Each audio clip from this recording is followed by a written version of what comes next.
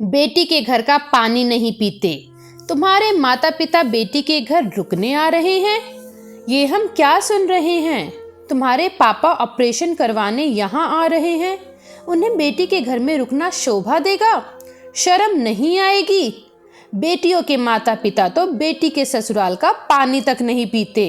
ललिता जी अपनी बहू नीता से बोली, अम्मा जी, ये नियम सिर्फ मेरे मम्मी पापा पर ही लागू क्यों होता है? आप तो आए दिन अपनी बेटी के घर जाकर रहती हैं। उस समय आप अपने बनाए सारे नियम ताक पर क्यों रख देती हैं? तो तुम अपने माता पिता की बराबरी हमसे करोगी? मेरी बेटी अपने परिवार के साथ नहीं रहती, वो अकेली रहती है। इसलिए जब उसे मदद की ज़रूरत होती है तब मैं चली जाती हूँ। लेकिन यहाँ तुम अपने सास ससुर के साथ रहती हो, इसलिए तुम्हारे माता पिता का यहाँ आकर इलाज करवाना मुझे अच्छा नहीं लग रहा। ऑपरेशन के बाद ना जाने कितने दिन लग जाएं, तो क्या तब तक वो बेटी के ससुराल ही रुके रहेंगे?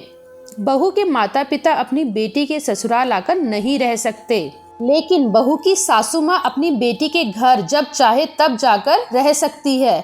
ऐसा भेदभाव क्यों? बहू बेटी सबके लिए एक समान होनी चाहिए। जब आप अपनी बेटी के घर जाकर रह सकती हैं, तो फिर मेरे माता पिता तो ज़रूरत पड़ने पर अपने दामाद जी के बहुत अनुरोध पर यहाँ आ रहे हैं। वो तो खुद बहुत संकोच में थे। आपका स्वभाव तो सभी समझते हैं, इसलिए यहाँ कोई आना ही नहीं चाहता। शादी के 10 वर्षों में मेरे यहाँ से कोई नहीं आया। बस सुबह आए और शाम को पूरा खर्चा पानी देकर निकल जाते हैं। लेकिन इस बार ये भी अड़ गए और बोले, जब मेरे मम्मी पापा अपनी बेटी के घर जाकर रह सकते हैं तो आप क्यों नहीं आकर? दामाद भी तो बेटा ही होता है। इनके तर्कों के सामने वो दोनों हार गए। वहाँ छोटा शहर, उन्हें कोई ढंग का डॉक्टर नहीं मिल रहा, इसलिए यहाँ शहर में अच्छे डॉक्टर की परामर्श लेकर तब ऑपरेशन करवाएंगे। नीता ने नाराजगी भरे स्वर में कहा, माँ, आखिर आपको परेशानी क्या है? आप अपने हिसाब से बहू बेटी दोनों के लिए नियम बदल लेती हैं। ये तो भेदभाव हुआ।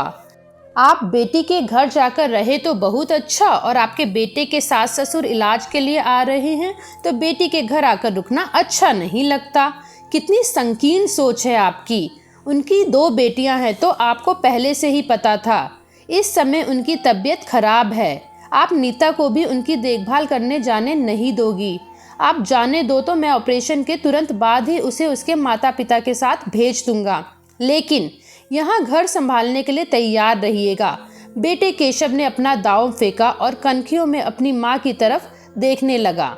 घर संभालने के नाम से ही ललिता जी के पसीने छूट गए। वो तुरंत बात को संभालते हुए बोली, अरे वो तो मैंने ऐसे ही कह दिया था। आजकल तो ज़माना बहुत बदल गया है। बेटी के घर का पानी नहीं पीना, ये सब तो गुजरे जमाने की बातें हो चुकी हैं।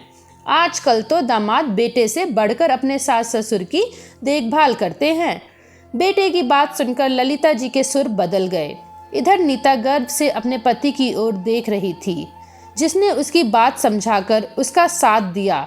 वरना तो सासू माँ अपनी दकियानूसी सोच लादकर बहू बेटी में भेदभाव करने में नहीं चूकती। धन्यवाद।